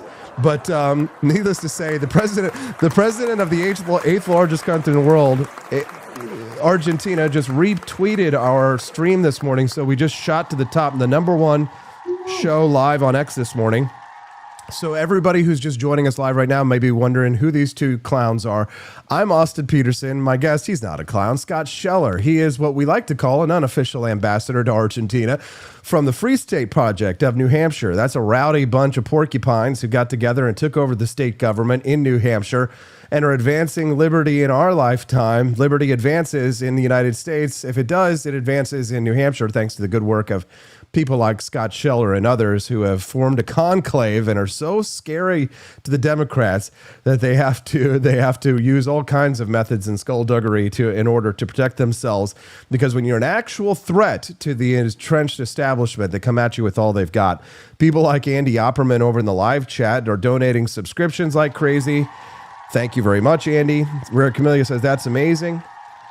All of these porcupines quills are out this morning, and we are ready to rock. Thank you to all of you who are in Argentina right now listening, who may be having trouble understanding the English. If you are not a native English speaker, or maybe say English is your second language, I'm going to try and slow it down a little bit just so that you guys can be in on this conversation as we dissect what I'm calling the miracle of Milei, the Argentine economic miracle. I would probably compare this, Scott, and I'll get done off of my soapbox in a minute.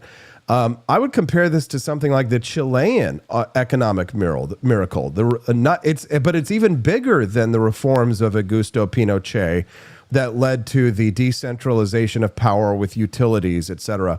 What Malay is doing is probably the premier experiment of our ideas in all of human history. Would you agree? I would agree. And Pinochet did it through a dictatorship. So in South America, a lot of people view like free market economics and that type of reform as like authoritarian. And so the fact that Malay is doing it as a democracy, the fact that Malay is doing it and he's popular is a totally new thing in South America. There's nothing quite like what's happening. Maybe Menem in the 90s, but Malay has taken it to such a great degree and has made he has the results just speak for themselves, like we discussed. So I totally agree. I think it is the biggest experiment in radical like transition to free market economics. Maybe like after the fall of the Soviet Union, but in South America, I don't think there's anything like it. For our friends who are joining us live from Argentina, just FYI, we do ship to Argentina. So if you haven't already, check out our For Liberty Shop website at forlibertyshop.com. That's the number forlibertyshop.com. We've got the best Javier Malay merchandise in the world, and we ship this stuff to Japan. We've got people who are turning Japanese and saying, oh my God, we love Javier Malay. Domo arigato, Mr. Malay. Because when I ship to Japan, I always get a note and I say to myself, what is going on? Javier Malay, he's not a phenomenon of the barrios. He's a global phenomenon. Phenomenano global. I don't know. Scott and I are both trying to learn a little Spanish this morning. So check out forlibertyshop.com. That's the number forlibertyshop.com and get those famous Afuera sneakers down there. Scott, when it comes to the lesson, when it comes to the question of whether or not we can globalize the empanada, any chance that Javier Malay's reforms could catch on? I mean, maybe not here. I'm starting to lose hope in our American experiment, but and maybe inspiring other people in South America. Yeah, so I do think, and especially in Spanish-speaking countries, that Malay is speaking to those people. And in Chile, looks like the right might win the election. In Spain, they have a growing right-wing party in opposition to their socialist prime minister. So there is some really interesting stuff in South America. A lot of these countries like Uruguay and Bolivia have La Libertad Avanza parties now. In Colombia, you can see a large pro-Malay, anti-Petro protest or rallies. So especially in Spanish-speaking countries that hear Malay, I do think that he will be influential. And that's part of the reasons why I retweet Malay so much or tweet about Malay so much is I want the English-speaking world to know what's going on in Argentina. So I think that's what we need to do as Americans is try to promote what's going on there. Amen. Amen. I love to see it. Javier Malay reposted us, so I mean, the numbers are just flying like crazy. So now would be a good time, Scott, for you to plug your own item. We'll give you a chance here if you want to share with our audience something that you're working on so that they can find you online too. Yeah, you can find me at Banger Shell 11. I basically do a lot of breaking news on Malay. I'm one of these people that tries to scour their news to see what's going on there. Because after Trump became president, kind of all the focus went to the United States and Trump. And people kind of start to forget about Malay. So I'm trying to keep him in the conscience and show the people of the United States and the world, like you can have it better. This actually does work. Cutting spending does work. I also write for AIER. I have a new article coming out in a few days. It's about how Malay is trying to decentralize the country, similarly to the United States. So keep an eye out for that. And the pushback he's gotten a lot of pushback from the more socialist governors. So I discussed this. in my new article. So if you are looking for some of the best English language coverage of Argentina and of Javier Milei, follow Banger Shell over on X. That's at Banger, like that's a hell of a banger, Banger. Shell as in it's a shell of a good time, or heroes on a half shell. SHELL 11 looks to be. That's HE double hockey sticks after the S. Banger Shell 11 over on X. Anything else that you want to share with our audience before we let you go today, Scott? Well, I'm very encouraged by Argentina. And I think we should just keep an eye on it and support Milei when we can, and that's why I do what I do. Also, come visit New Hampshire. Come visit us in New Hampshire. They love the Porcupine Fest up there. I heard you guys had a really good time this summer already. Sorry, really you guys fun. got to meet Ross Ulbricht as well, so that sounds like a great time. That was awesome. Thanks. Yeah. Thank you, Scott. We appreciate your time, and thanks for all you're doing for the cause of liberty here in the United States. Keeping hope alive. We love watching your coverage of Javier Milei, and we'll continue to do so. Have a great day. You as well. Thank you very much. I've got his X account pulled up. If you're watching us live right now and you want to watch or you want to read Scott Shell's posts, head on over to his account, which you can see right there pulled up on our screen. Scott Shell Banger right there, Banger Shell 11 over on X. I've got him pulled up on the screen. Give him a follow. He's a great follow. And if you look over here on the right side of the screen, do you guys notice anything over there in terms of who's live on X? Yeah, you can see AP Liberty for Liberty is live on X. But look who is the #1 show. Thanks, Javier Milei. Javo, Booby Baby, call me. Let's get you on the Wake Up America show. What do you guys say? You think he'll do it? No? Probably not. I think I'll probably have to travel to Argentina for that one. Maybe that's it. The next trip will be for asado, for not touching the bombilla when we enjoy their delicious fermented tea. We dance a tango.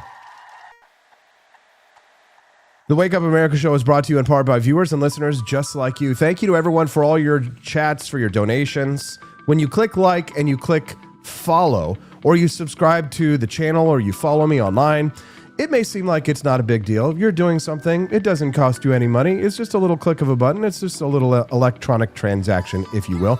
But when you do things like that, it makes a big difference, not just for our cause, as we try to advance the cause of liberty. It's not just about helping me to sell more Founding Flavors coffee, although that is helpful as well, but you're supporting a liberty family here in the United States, in Jefferson City, Missouri. Me, my wife, and my sweet little baby Hazel. We're just creating a beautiful little army of redheads over here. So just think that when you do something like that, it doesn't seem like a big deal to you, but it makes a difference in the lives of people who are trying to advance these ideas of economic freedom and personal liberty. And if you enjoy this content, I hope that you'll come back and join us Mondays through Fridays, 7 to 9 a.m. Central Time. That's 5 days a week. This show is 5 days a week. Monday, Tuesday, Wednesday, Thursday, Friday. You will become Jedi Mind Trick. You will become a regular viewer of the Wake Up America show. You will put us in your calendar in the mornings and join us live 5 days a week. You will click the like button and follow button before you leave. You will join us at rumble.com/AP for Liberty. Thank you to everyone who's already supported us, who's already been a joiner. As we exit, where do we exit? We exit through the Grift Shop. That's right, the Grift Shop. All of the Javier Milei merchandise you can shake a chainsaw at. I make this all up live. ForLibertyShop.com. If you type in Javier Milei in the search, you'll find our Javier Milei collection, where the Javier Milei Afuera sneakers live. The Viva la Libertad Carajo President of Argentina shirts, Ladies Afuera sneakers, Bomber tribute jackets, Argentina friendly shipping, Javier Milei Pepe Afuera mugs, Afuera trucker hats. You will not find them anywhere else. This solid Milei Stealth Economist canvas gallery art is upstairs next to my bedroom. My wife actually put it there. I need to get her one of these Viva la Libertad Carajo horizontal bar necklaces, because if you go to forlibertyshop.com, it's the only place that you're going to find a Viva la Libertad Carajo necklace. The revolution continues. Liberty advances with Javier Milei's battle for freedom. It's not just a barrio phenomenon. It's a global phenomenon. When we here on the Wake Up America show, we'll globalize the empanada. Thanks, everybody. Everybody have a wonderful day. See you tomorrow on the Wake Up America show on the 4 Liberty Network. Bye, guys.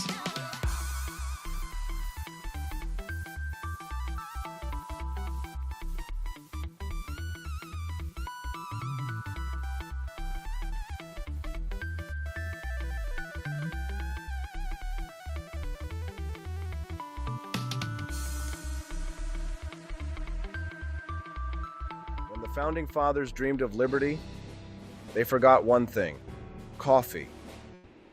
Introducing Founding Flavors Coffee, the brew that built America, and the brew that's fueling a new revolution, one kitchen at a time. Small batch roasted, Patriot approved, and disappearing faster than a redcoat at Yorktown. Don't get left behind, soldier. Real patriots are starting their mornings with Founding Flavors. And trust us, freedom tastes better with a fresh cup in your hand. Stop drinking those tyrant brews who take your money and don't support your values. Stocks are limited, demand is booming, and your morning deserves a taste of liberty. Order now at 4libertyshop.com before the next shipment gets signed, sealed, and sold out. Founding Flavors Coffee, the official brew of morning rebellions everywhere. Get yours at 4libertyshop.com.